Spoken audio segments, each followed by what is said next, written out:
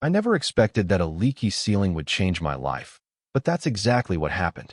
Sometimes, I think, the universe has a funny way of breaking things just to put something better together. It shatters your quiet, orderly world with a bit of chaos, forcing you to ask for help, to reach out from the safety of your routine. And sometimes, the person who answers that call is the one you never would have dared to hope for. Before the storm, my life was a series of well-worn grooves, comfortable and predictable, and I thought that was all I needed. My name is Lucas. At the time, I was 27, and my world was largely confined to the 70-inch screen of my monitor and the four walls of my top-floor apartment. As a freelance graphic designer, my commute was a 10-step shuffle from my bedroom to my desk. My colleagues were email addresses and avatars on a screen.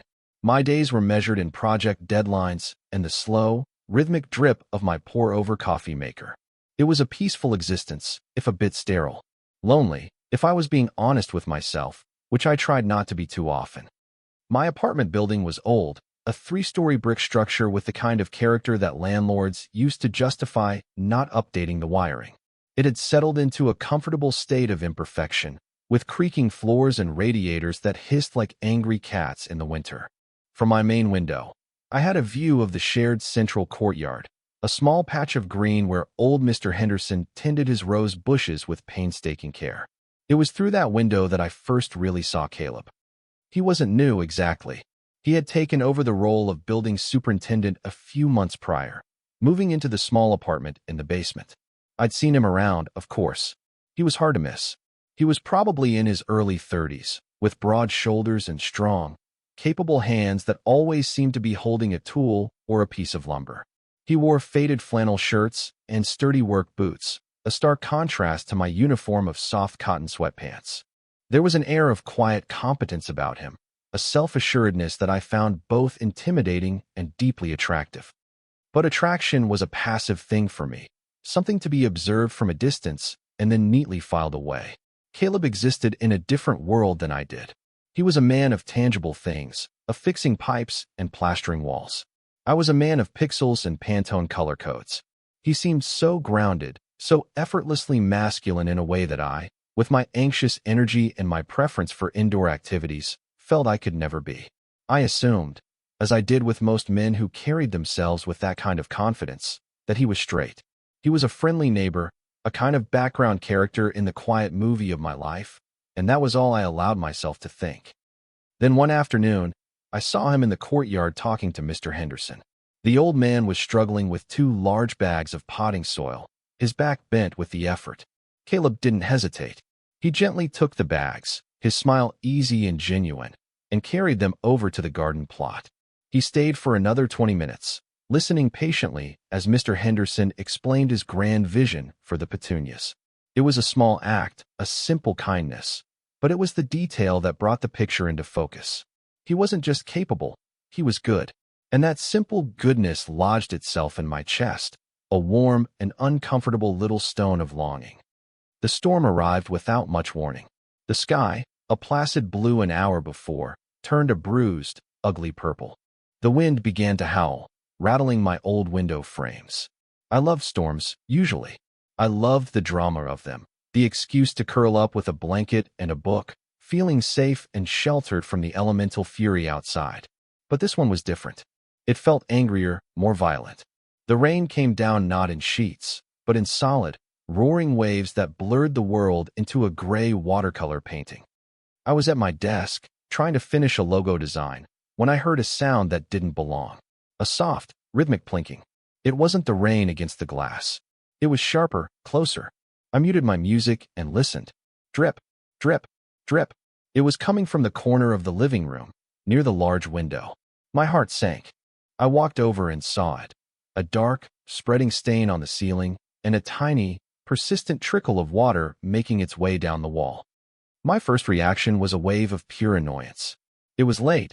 I had a deadline, and this was a complication I didn't need. I grabbed a mixing bowl from the kitchen and set it on the floor to catch the drips. But the trickle quickly became a stream. The bowl was clearly not going to be enough. A sense of mild panic began to set in. This was the kind of real-world problem I was uniquely unequipped to handle. My skill set involved color theory and kerning, not water damage and structural integrity. I did the only thing I could think of. I called my landlord, a woman who communicated almost exclusively through exasperated sighs. She listened to my frantic explanation and then said, in a tone that suggested I was the first person in history to have a leak, "Well, I can't do anything about it in this weather. Go get the super. Caleb, he's in the basement unit. That's what he's there for." And she hung up. Just go get Caleb. It sounded so simple, but the thought of it sent a jolt of anxiety through me. It meant walking down 3 flights of stairs, knocking on his door, and presenting myself as a damsel in distress, my apartment and my composure crumbling simultaneously. It felt like an intrusion, a blurring of the careful lines I kept between myself and the world, especially between myself and him. But the water was now forming a significant puddle on my hardwood floors, and I knew I couldn't wait. So I took a deep breath, pulled on a hoodie over my t-shirt, and stepped out into the hallway. The lights flickered twice as I made my way down the stairs, a little piece of cinematic foreshadowing I could have done without. By the time I reached his door, my heart was hammering against my ribs, a nervous rhythm that had nothing to do with the failing electricity. I raised my hand and knocked, the sound seeming impossibly loud over the roar of the storm. The door opened a moment later. Caleb stood there, silhouetted by the warm light of his apartment. He was wearing a simple gray t-shirt and jeans, his feet bare. His hair was slightly damp, as if he'd just gotten out of the shower. He looked surprised to see me.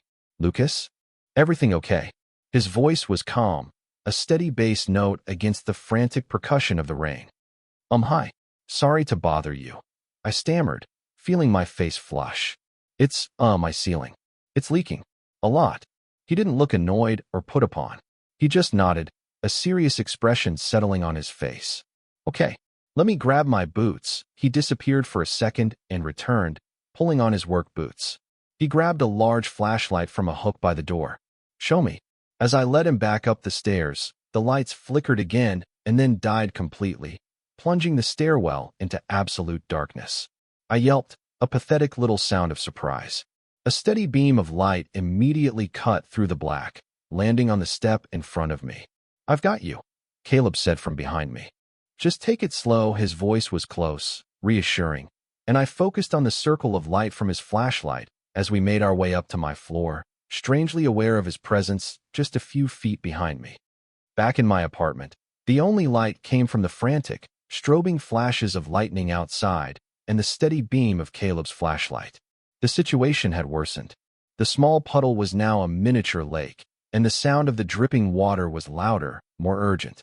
He surveyed the scene with a practiced eye, shining the light on the ceiling, then the wall, his expression thoughtful. "Yeah, that's not good," he said, his voice an understatement. "Looks like the seal around the roof flashing probably gave way." He immediately took charge, but in a way that felt collaborative rather than condescending.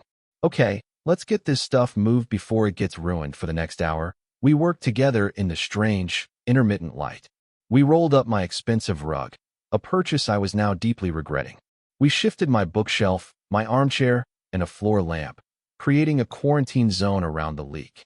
He found a large plastic storage tub in my closet that was much better suited for the job than my collection of salad bowls. The power outage meant the world was stripped of its usual distractions. There was no hum from the refrigerator, no glow from a television screen, no distant traffic noise. There was only the sound of the storm, our footsteps on the wooden floor, and our breathing. And, surprisingly, our voices. As we worked, we started to talk. It began with practicalities about the leak, but it soon drifted elsewhere. "This is quite a storm," I said, mostly to fill the silence as we carefully lifted a heavy box of books. "Tell me about it," he grunted, taking most of the weight. "Reminds me of the storms we used to get back home." He told me he was from Oregon, that he missed the smell of the pine trees after it rained. I told him I was from Ohio and missed nothing about it except my mother's baking. He laughed, a real, warm sound that seemed to push back against the cold draft from the window. He noticed the art prints on my walls, the ones I had framed myself.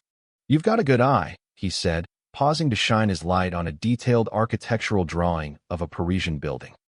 "It's part of the job, I guess," I replied, feeling a little thrill at the compliment.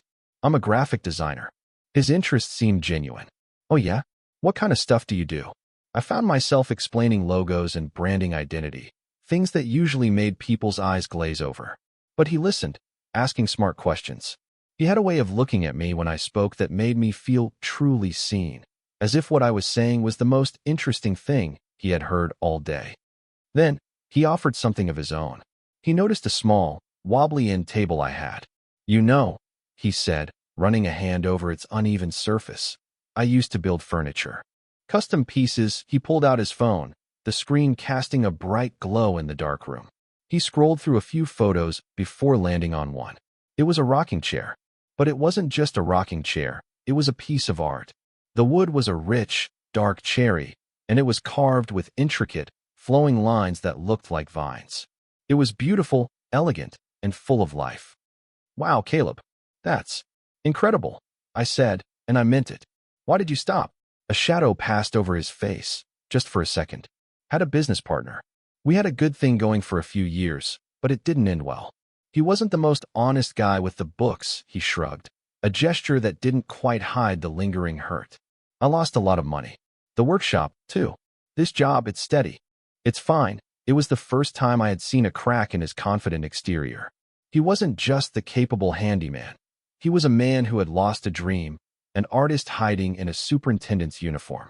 It made him seem suddenly, achingly real. We had done all we could. The furniture was safe. The tub was catching the worst of the water, and there was nothing left to do but wait for the storm to pass. He stood near the door, ready to leave. "Well, I can't do anything about the roof until this lets up. I'll be up first thing in the morning to check it out." "Thank you," I said, my voice full of genuine gratitude. "Seriously, Caleb, I would have just stood here and watched my floorboards warp." He smiled, that easy, warm smile again. "No problem." Just as he was about to turn, a deafening crack of thunder exploded directly overhead. It was so loud and sudden that the entire building seemed to shudder. We both jumped. I let out an involuntary gasp and took a half step back, bumping into the wall. We were standing only a couple of feet apart, and in the sudden silence that followed the thunder, the space between us felt charged, electric. He looked at me, his smile gone, his expression more serious. "You okay?" he asked, his voice low. "Yeah," I breathed out. "Just loud." I noticed then that I was shivering, a combination of the damp chill in the room and the adrenaline from the last hour. He saw it too. His gaze softened. "You're freezing. You should get into some dry clothes and warm up." He hesitated for a moment, his hand hovering near the doorknob. You got any tea or anything?" The question hung in the air, a quiet offering. It wasn't the superintendent talking anymore. It was just him. "Yeah," I said, my heart giving a hopeful little leap. "Yeah, I do. Chamomile. Sounds perfect," he said. And so he stayed. I lit a few candles, casting flickering, dancing shadows on the walls. I boiled water on my gas stove, the little blue flame a cheerful beacon in the gloom. We sat on my couch, mugs of hot tea cradled in our hands, and we just talked. We talked for what felt like hours, about everything and nothing, bad movies, favorite foods, the weird quirks of our building. The professional line had been washed away by the rain, and for the first time, I felt like I was spending time not with the superintendent, but with a man I was desperate to know better. The storm, it turned out, was not even close to being done with us. After we finished our tea, Caleb decided he needed to check the main breaker box in the basement, just to be sure nothing had shorted out before the power company tried to restore the grid. "And I should check for flooding down there," he added, his sense of duty kicking back in. He pulled on an old, heavy-duty rain slicker that he'd brought with him, but it looked like a flimsy defense against the deluge outside. He was only gone for about 20 minutes, but it felt longer. When he knocked on my door again, the sound was different, weaker. I opened it to find him completely and utterly soaked. The rain slicker had been no match for the torrential downpour. Water was streaming from his hair, running in rivulets down his face, and dripping from his chin. His t-shirt and jeans were plastered to his body, dark and heavy with water. But it was the shivering that scared me. He was trembling violently, his whole body shaking with a deep, uncontrollable chill. "Caleb," I said, my voice tight with alarm. "My God, get in here." I pulled him inside and shut the door against the howling wind. He stumbled slightly, his teeth chattering so hard he could barely speak. The B basement is fine," he managed to get out. B but the alley, it's a R river. Okay, forget the basement, I said, my mind racing.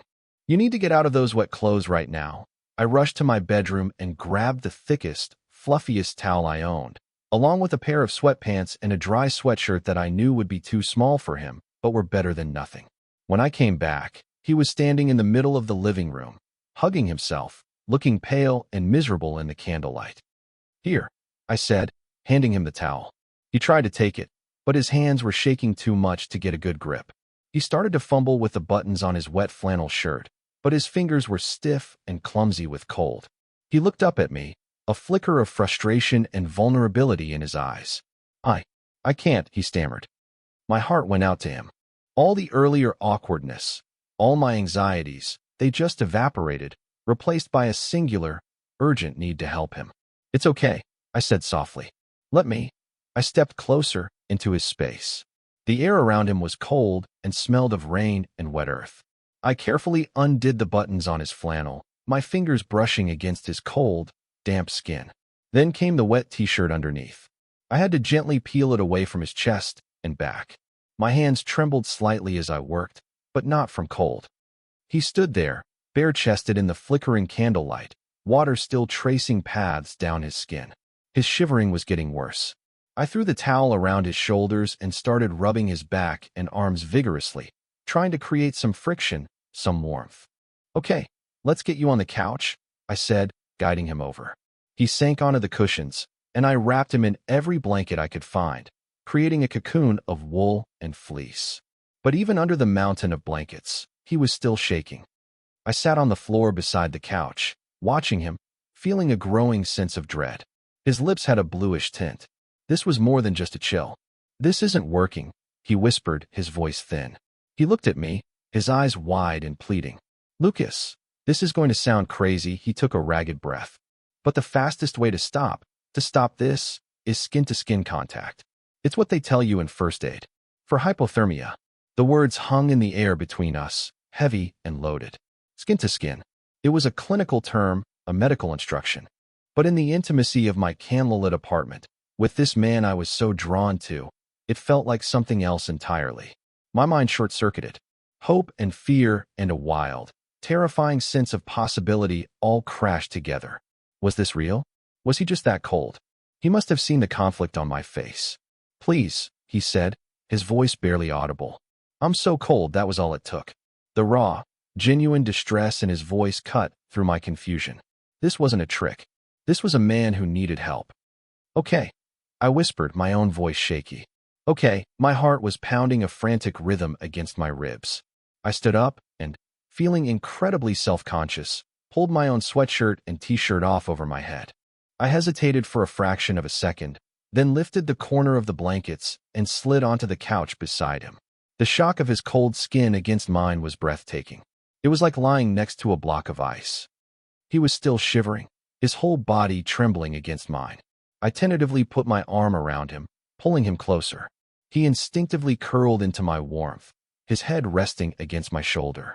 We lay there in silence for a long time, the only sounds the rain on the window and the chattering of his teeth, which slowly, gradually, began to subside. His skin, where it touched mine, began to lose its icy edge. The violent shudders softened into occasional tremors, and then, finally, they stopped.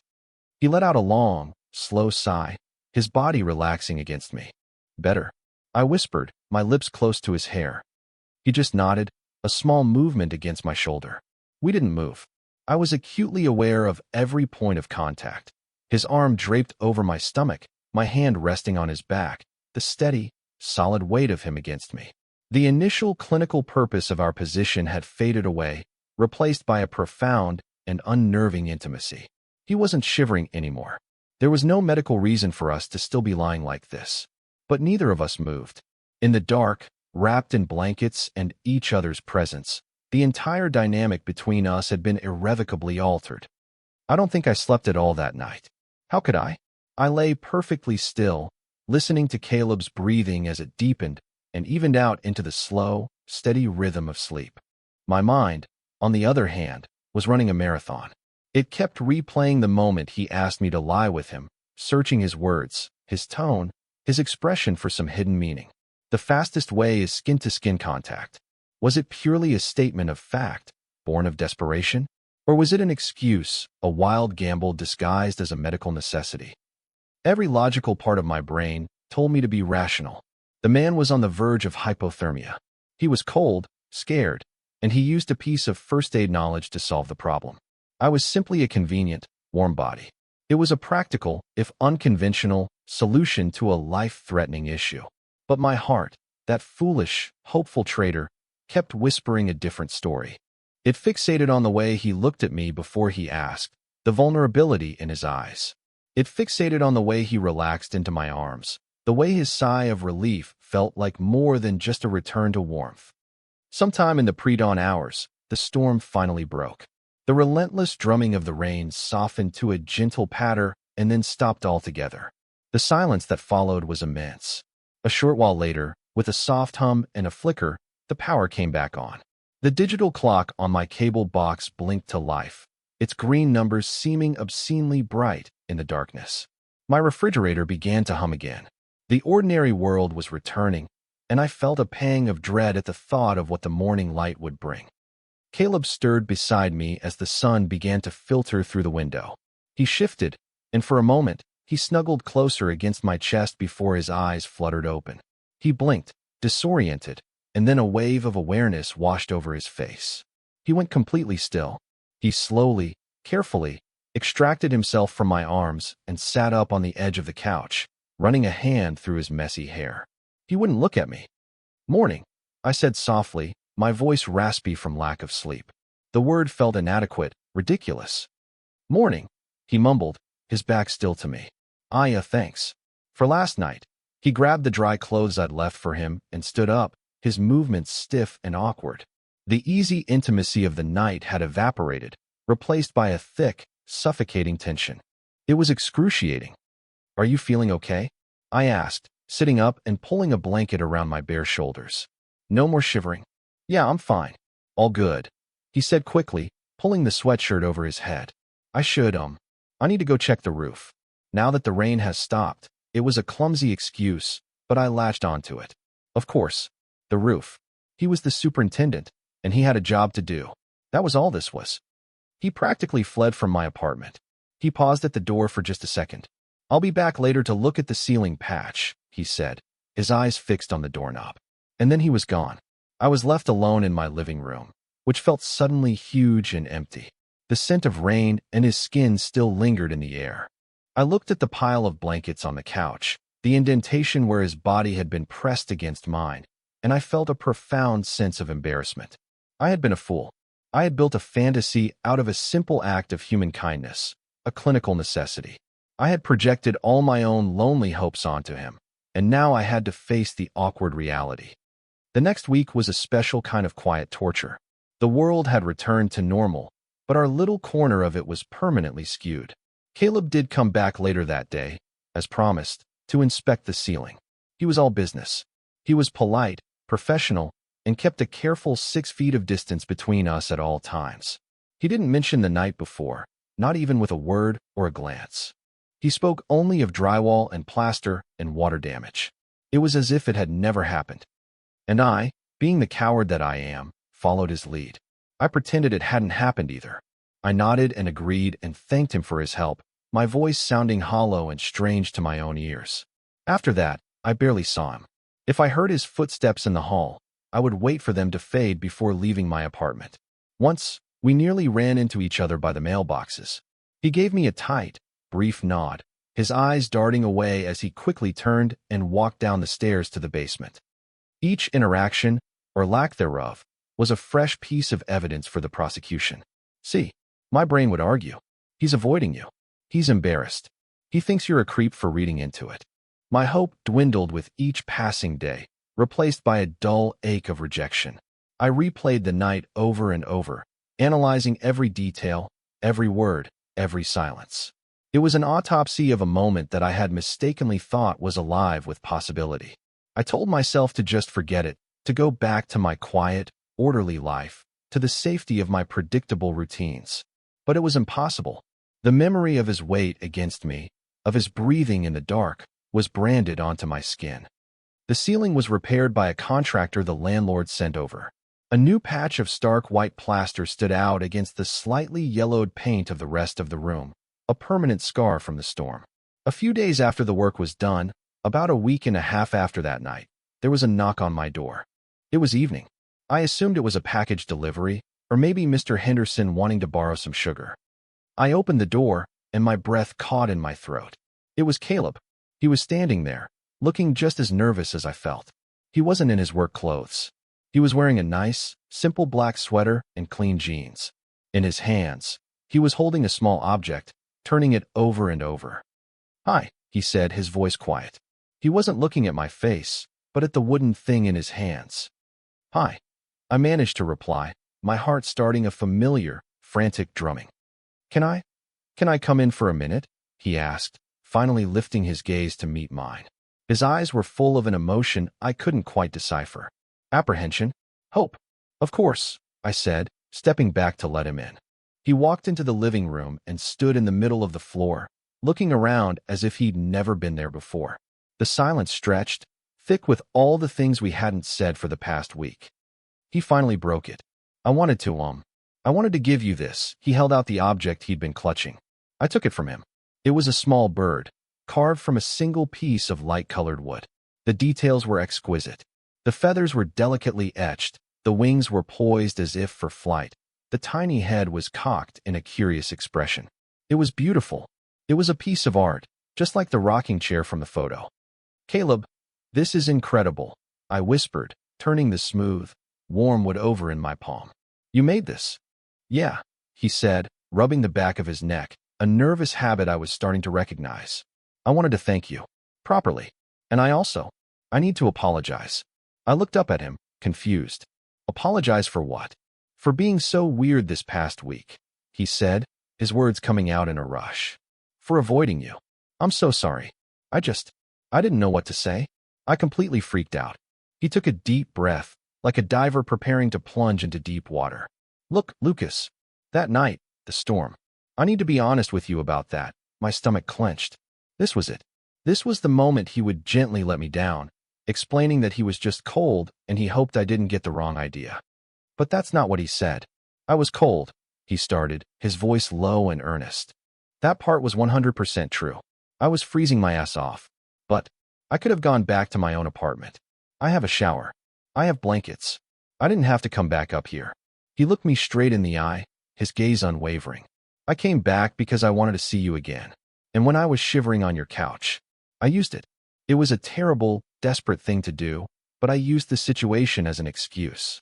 When I asked you to hold me, it wasn't just about the warmth. It was because I've been trying to work up the nerve to talk to you for months, and I'm a coward. I was terrified you'd say no, or worse, that you'd think I was some kind of creep for even asking." Every cynical, anxious thought that had been tormenting me for a week dissolved in that instant. It was like the sun breaking through the clouds after the storm. He wasn't rejecting me. He was just as scared as I was. A slow, giddy wave of relief and joy washed over me. "I thought you were just cold," I admitted, my voice thick with emotion. "I thought I had imagined everything." "You didn't imagine anything," he said, taking a small step closer. The space between us was shrinking again, but this time it wasn't filled with tension, but with a trembling, hopeful energy. "I've been watching you in the courtyard from my window. I've seen you talking to Mr. Henderson. I've wanted to ask you for a coffee about 100 times, but I kept losing my nerve. It was my turn to be honest. I wanted you to," I confessed. "I just figured. I thought you were straight. I thought a guy like you would never be interested in a guy like me." A soft smile touched his lips. "A guy like me is very interested in a guy like you." He took another step, closing the remaining distance between us. He gently took the wooden bird from my hand and set it on the end table. Then he took my hand in his. His was warm and strong. "So," he said, his voice dropping to a near whisper, "can I kiss you now? For a reason that has absolutely nothing to do with the weather." I couldn't speak, so I just nodded. He leaned in and pressed his lips to mine. It was nothing like I had imagined. It was better. It was a kiss that was tentative at first, a question, and then, as I responded, it deepened into something confident and sure. It wasn't born of desperation or cold or confusion. It was a kiss that tasted of relief, of honesty, and of a beautiful, long-awaited beginning. The weeks that followed felt like waking up into a world that was suddenly in full color. The awkward dance of avoidance was replaced by the easy rhythm of companionship. Our first official date was dinner at a small Italian place downtown, where we talked so long that the staff had to politely sweep around our table.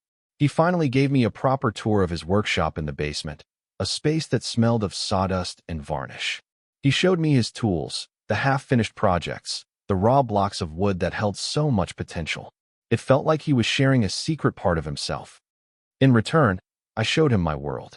He'd pull up a chair next to my desk and watch me work, fascinated by the way a design came together from nothing. He didn't see it as just pixels on a screen. He saw the artistry in it, the same way I saw the artistry in his woodwork. We found a comfortable, happy space in the overlap of our two different worlds. My quiet, orderly apartment was no longer a fortress of solitude. It was our space, filled with laughter and the comfortable silence of two people who were happy just to be in the same room. The little wooden bird he gave me sits on my windowsill, a permanent reminder of how everything started. It's the first thing I see every morning. Sometimes I'll pick it up, the wood still smooth and warm in my hand, and I think about the man who carved it, the man who was too scared to say hello. Months have passed. It's autumn now, and we're sitting on my couch, the same couch where he shivered in my arms. A gentle rain is tapping against the window pane, a soft and soothing sound, a distant echo of the storm that brought us together. Caleb's arm is draped around my shoulders, his thumb stroking my arm in a slow, lazy pattern. We're watching some old movie, but I'm not paying attention to it at all. He glances up at the ceiling, at the faint outline of the patch that marks the spot of the old leak. A slow smile spreads across his face. He leans over and kisses my temple. "You know," he says quietly, his voice full of warmth. "That was the best leak this building has ever had." I lean my head against his shoulder, my heart full and steady. He's right. I used to think that life was about building walls to keep the chaos out, about creating a safe and predictable routine. But I was wrong. The most important moments in life don't politely knock. They crash through your ceiling in the middle of a storm, forcing you to be vulnerable, forcing you to reach out. And sometimes, if you're very, very lucky, when you offer a little bit of warmth to someone who is lost in the cold, you end up finding the home you never even realized you were searching for.